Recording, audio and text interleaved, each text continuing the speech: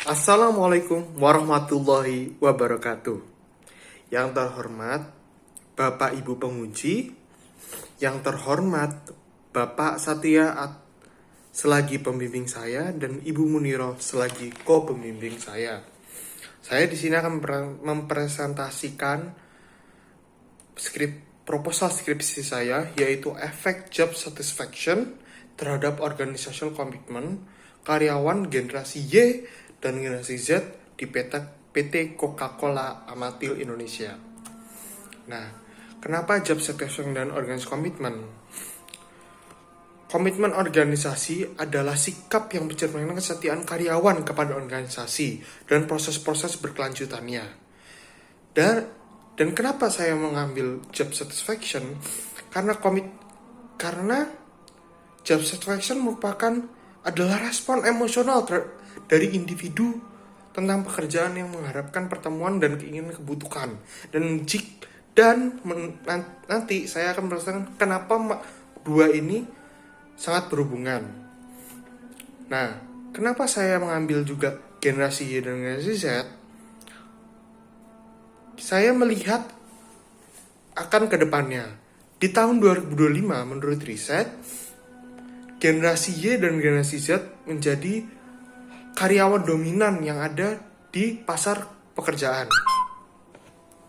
Generasi Y atau milenial menjadi 33% total karyawan pada tahun 2025, dan generasi Z penerusnya akan menjadi 31% dari semua karyawan di dunia.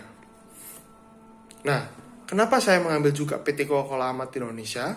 Pada tahun 2018 serta 2019, mereka menjadi HR Asia The Best Companies to Work For in Asia 2018-2019. Ini menjadi suatu hal yang penting. Karena apa? Jika kita lihat dari job satisfaction, berarti kemungkinan bahwa PT Coca-Cola Amatil memiliki job satisfaction yang tinggi. Nah,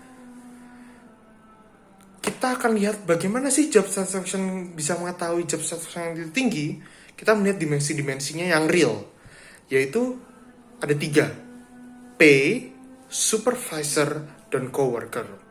Nah, pay ini dimaksudkan seperti bonus, gaji, dan berhubungan semua yang diberikan oleh perusahaan.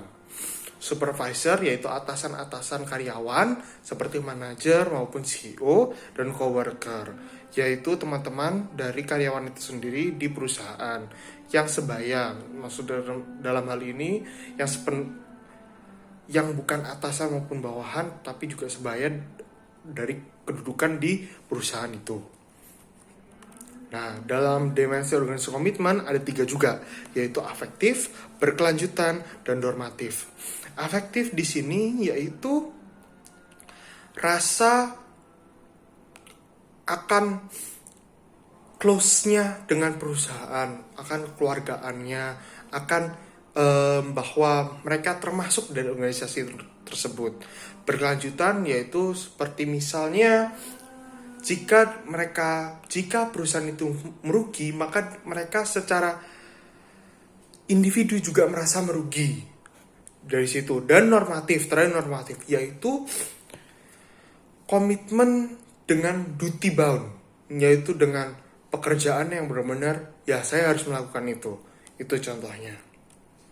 Nah, dalam penelitian terdahulu juga Gunlu, Yuchel, dan Ismail Razak sudah melihatkan bahwa memang terjadi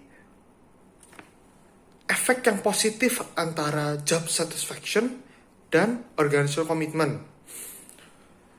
Di Gunlu sudah menjelaskan bahwa usia dan angkatan kerja serta tingkat pendapatan sangat berpengaruh dalam hal ini. Nah, dalam Yuchel dia juga melihatkan bahwa posisi kerja juga mempengaruhi akan job satisfaction, walaupun job satisfaction-nya sama yang diberikan, tetapi organisasi komitmennya berbeda nilainya. Misalnya manajemen dan para karyawan memiliki nilai job structure yang sama, tetapi mereka tidak memiliki organisasi komitmen yang sama, tapi berbeda setiap kedudukan di organisasi tersebut. Nah, research gap yang saya temukan adalah bahwa mereka tidak terlalu memperlihatkan gimana angkatan kerja itu mempengaruhi. Walaupun Gunlu sudah memperlihatkan bahwa semakin tua umur, semakin dia puas, maka semakin dia tinggi organisasi komitmennya. Tetapi kalau yang lebih muda malah tidak terlalu positif hubungannya. Nah, di sini saya akan melihatnya apakah karyawan kedepannya juga seperti itu. Saya akan melihat. Nah, saya memiliki 5 hipotesis, yaitu kepuasan kerja memiliki efek positif terhadap komitmen organisasi. H2 yaitu kepuasan kerja memiliki efek yang besar positif terhadap generasi Y, tetapi efek yang kecil terhadap generasi Z, berdasarkan kepada penelitian Gunlu. Nah, saya juga memperhatikan H4 saya, yaitu background pendidikan juga berpengaruh dari sini, dan H5 posisi pekerjaan, seperti yang dikatakan oleh penelitian terdahulu. Alur penelitian saya memiliki tiga tahap, yaitu tahap awal identifikasi masalah, studi literatur, menentukan tujuan penelitian, menidentifikasi variabel, dan tahap kedua yaitu menghubungkan variabel, membuat model, mendefinisikan operasional, dan menentukan desain penelitian, dan tahap pengumpulan data dan pengolahan data. Habis itu akan dicampurkan menjadi kesimpulan dan saran dari penelitian itu.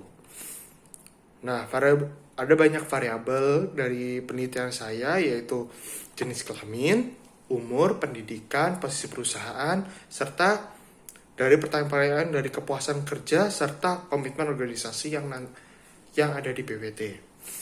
Nah, kerangka penelitian saya mau memperlihatkan bahwa kepuasan kerja memiliki efek yang berbeda dari generasi Y dan Z. Itu H2 dan H3 saya. Tetapi H1, H2, H4, dan H5 langsung saya hubungkan dari kepuasan kerja dan komitmen organisasi. Nah, ini generasi Z nanti saya pisahkan dari situ.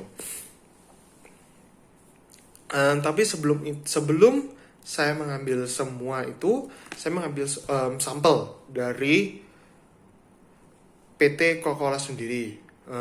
Saya mengambil sampel menurut perhitungan saya, yaitu 69 orang. Untuk perancangan kuesionernya saya menggunakan skala Likert, yaitu 1 sampai 5, sangat tidak setuju, tidak setuju, cukup setuju, dan sangat setuju. Pengumpulan datanya saya menggunakan pilot test. Setelah itu pengumpulan data menggunakan online. Saya menyebarkan kuesioner dari Google. Dari pengumpulan datanya ada 3, uji asumsi klasik, validitas, dan hipotesis dan uji hipotesis menggunakan ANOVA one way. Sekian, terima kasih. Wassalamualaikum warahmatullahi wabarakatuh.